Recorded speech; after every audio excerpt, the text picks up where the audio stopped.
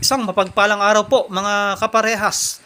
Tayo po'y muli at biglang bumisita dito po sa kilala na talaga namang action man sa kabila ng kanyang mga pagiging lingkod ng barangay.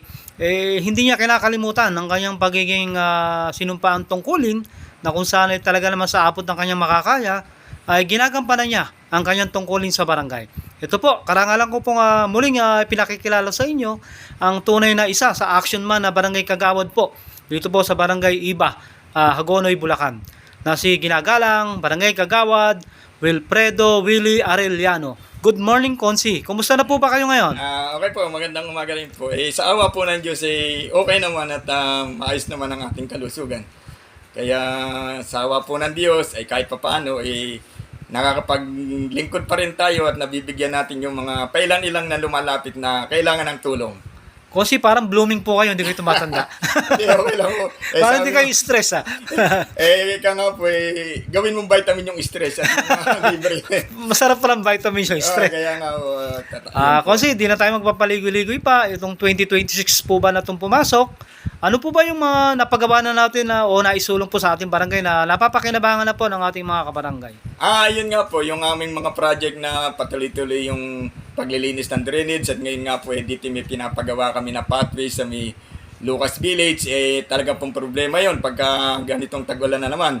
Sa awa po ng Diyos naumpisa na at pipilitin po natin maipatapos. Nabalitaan po namin, inilipat daw po pala kayo ng ibang committee. Ano po ba committee nyo pong hawak ngayon?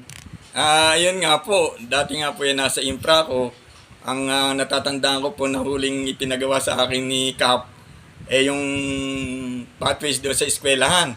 Natapos naman po yun. Yun po ang kauli-ulihan kong naging pinagawa nung akin nasa infra. Ngayon nga po, nalipat ako sa Ways and Means.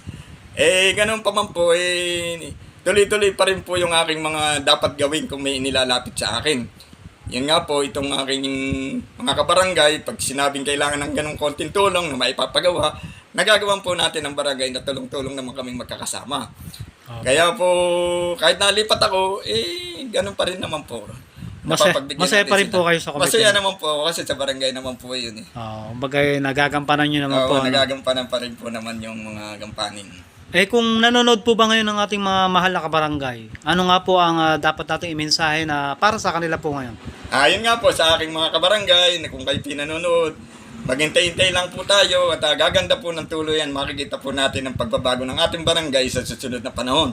Maganda po ang ating barangay, ang kailangan lang po natin talaga ay magkaisa at sana matuto na tayo sa aral ng ating buhay. Sa loob ng ilang taon tayo medyo sumablay dahil sumablay. Nakita naman po ninyo ang ating barangay, nakakalungkot po.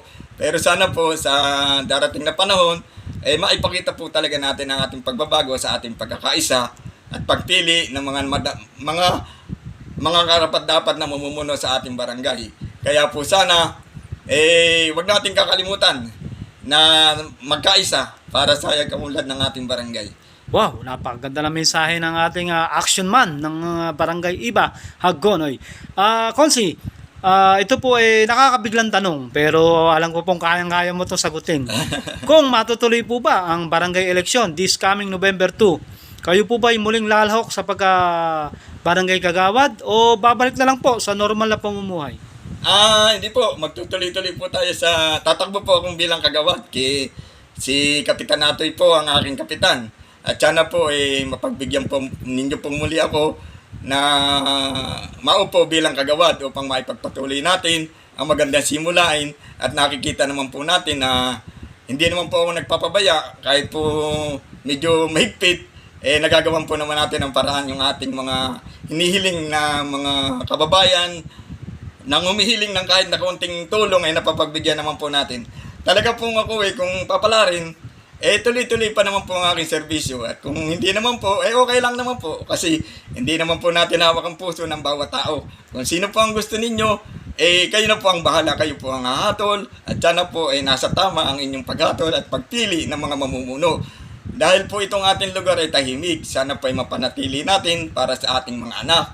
Kaya po sana, sa ayaw at sa gusto po natin, matutuloy ang eleksyon.